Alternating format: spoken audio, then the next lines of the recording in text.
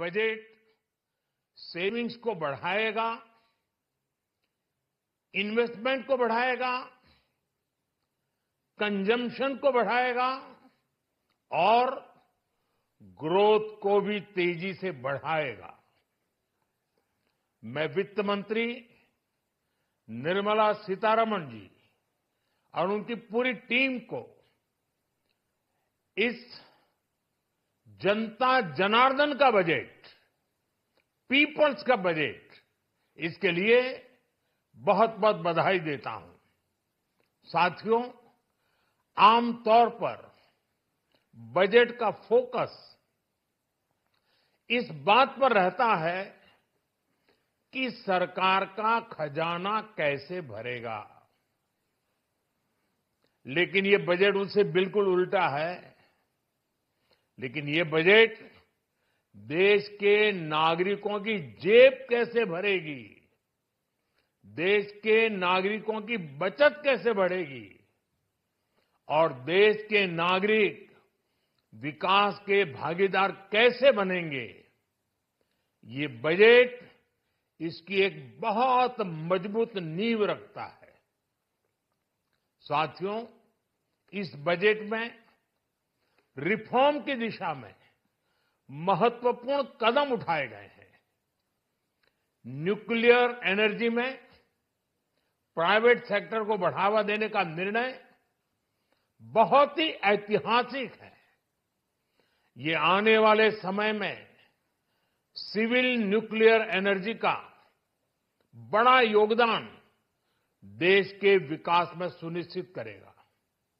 Budget में रोजगार के सभी क्षेत्रों को हर प्रकार से प्राथमिकता दी गई है। लेकिन मैं दो चीजों पर ध्यान आकर्षित करना चाहूंगा। उन रिफॉर्म्स की मैं चर्चा करना चाहूंगा जो आने वाले समय में बहुत बड़ा परिवर्तन लाने वाले हैं।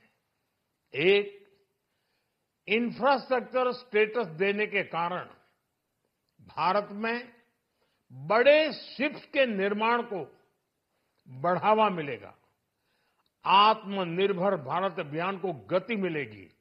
और हम सब जानते हैं कि शिप बिल्डिंग ये सर्वाधिक रोजगार देने वाला क्षेत्र है।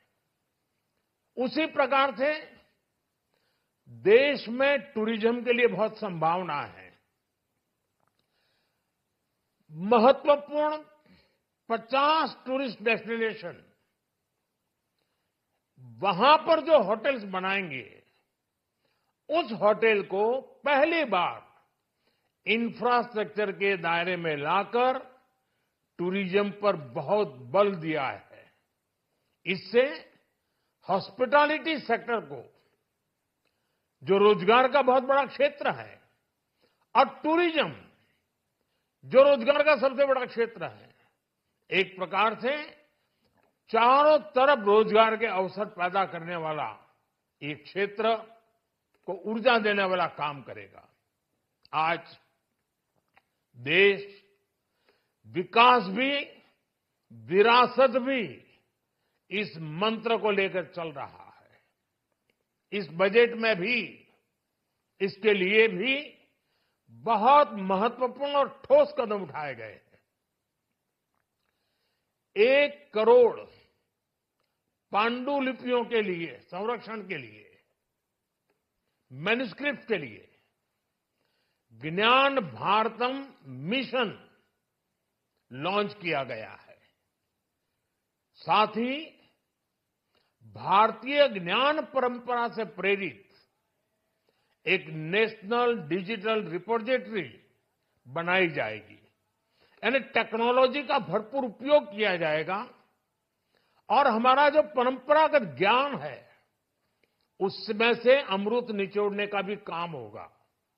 साथियों, बजट में किसानों के लिए जो घोषणा हुई है वो कृषि क्षेत्र और समूची ग्रामीण अर्थव्यवस्था में नई क्रांति का आधार बनेगी। पीएम धन धान्य कृषि योजना के तहत 100 जिलों में सिंचाई और इंफ्रास्ट्रक्चर का डेवलपमेंट होगा।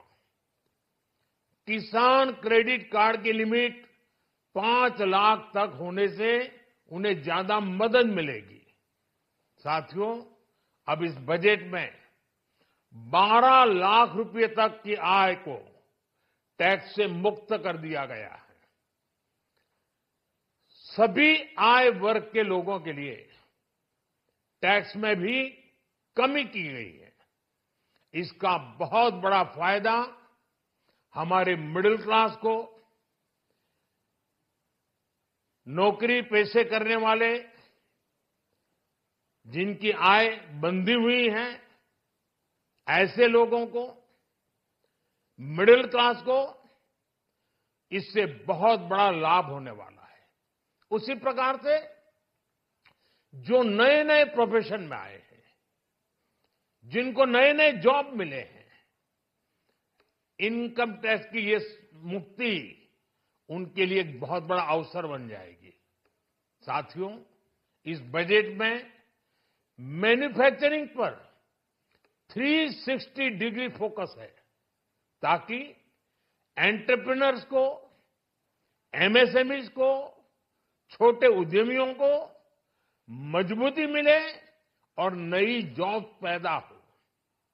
नेशनल मैन्युफैक्चरिंग मिशन से लेकर clean tech, leather, footwear, toy industry जैसे अनेक सेक्टर्स को विशेष समर्थन दिया गया है। लक्ष्य साफ है कि भारतीय प्रोडक्ट्स ग्लोबल मार्केट में अपनी चमक बिखेर सके।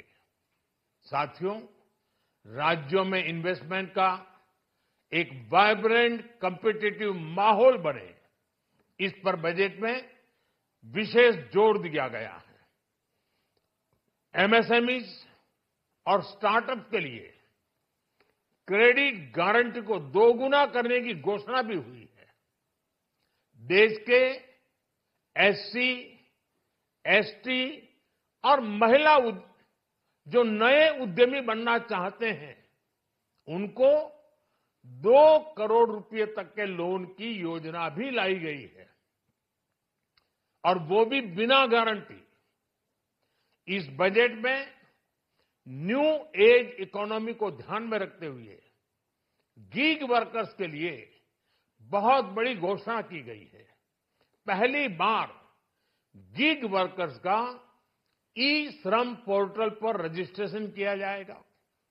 इसके बाद इन साथियों को स्वास्थ्य सेवा और दूसरी सोशल सिक्योरिटी स्कीम्स का लाभ मिलेगा।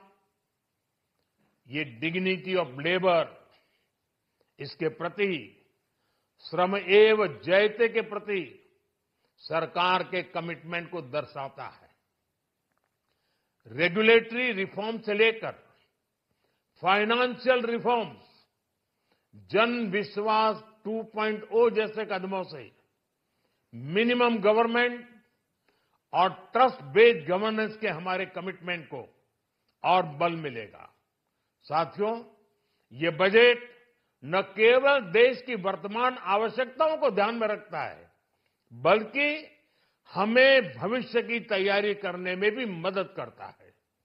स्टार्टअप के लिए deep tech fund, geospatial mission और न्यूक्लियर एनर्जी मिशन ऐसे ही महत्वपूर्ण कदम है। मैं सभी देशवासियों को एक बार फिर इस ऐतिहासिक पीपल्स बजट की बधाई देता हूं, और फिर एक बार वित्त मंत्री जी को भी बहुत बहुत बधाई देता हूं। बहुत बहुत